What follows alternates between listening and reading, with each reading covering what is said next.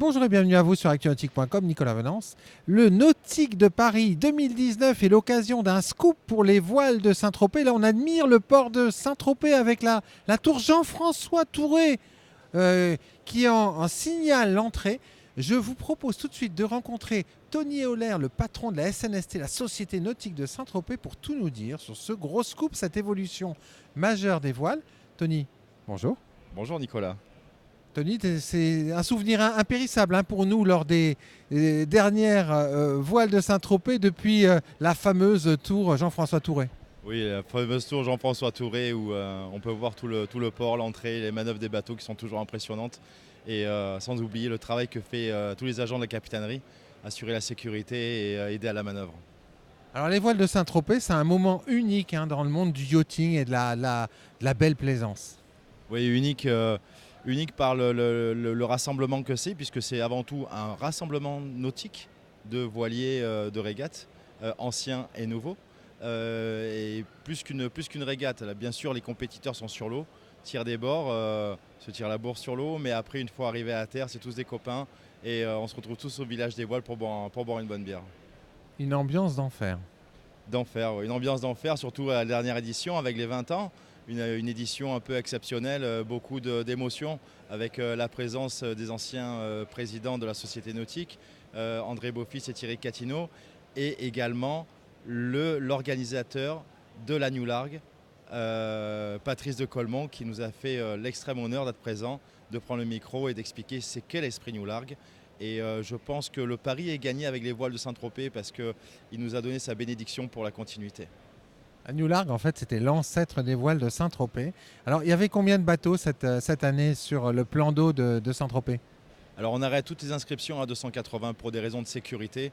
Au-delà, déjà 280 c'est déjà beaucoup, c'est pas mal à assurer en sécurité, manœuvres, même les places au port. Parce que certains bateaux ne rentrent pas dans le port de Saint-Tropez, donc sont obligés d'aller se mouiller dans d'autres ports, Port Cogolin, Port Grimaud, Sainte-Maxime. Et donc c'est déjà beaucoup. Et on n'ira pas au-delà de 280 sous le format actuel. Alors le format actuel justement, et c'est l'objet de ce scoop aujourd'hui, Tony, on s'était fixé rendez-vous en octobre dernier à Paris pour aborder cette question. C'était dit, on se revoit en fin d'année, ça va changer parce que le format des voiles d'une semaine, qui a été celui de la New Largue et puis des voiles de Saint-Tropez, c'est fini. Et oui, c'est fini pour des raisons avant tout de sécurité.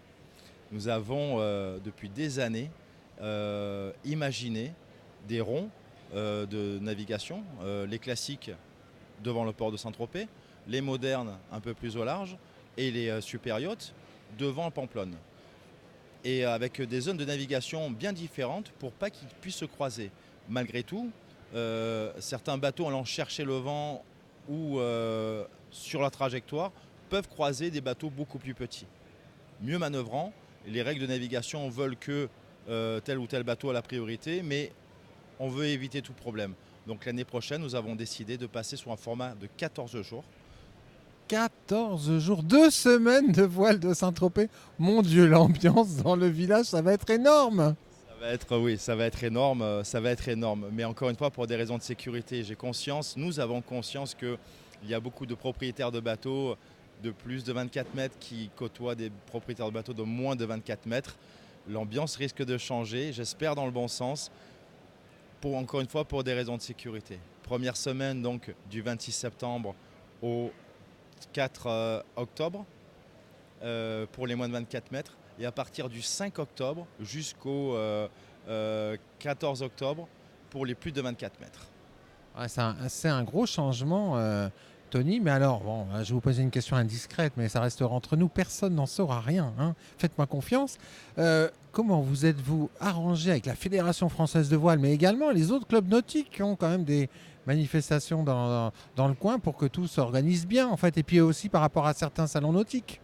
Nous avons pris, bien entendu, une concertation le plus large possible avec notamment le Yacht Club de Cannes qui organise les régates royales, Monaco qui organise le Cannes Boat Show et la Fédération française de voile pour que les dates qui seraient retenues ne gênent en rien ni personne l'organisation d'autres manifestations. Juste avant les voiles Saint-Tropez, il y a les régates royales de Cannes. En aucun cas, les voiles de Saint-Tropez et la Société Nautique ne souhaitaient faire de l'ombre ou prendre tel ou tel concurrent qui serait plus intéressé par les voiles de Saint-Tropez. Plus que Cannes, il y a de la place pour tout le monde. La mer appartient à tout le monde et il y a quand même 12 mois dans l'année.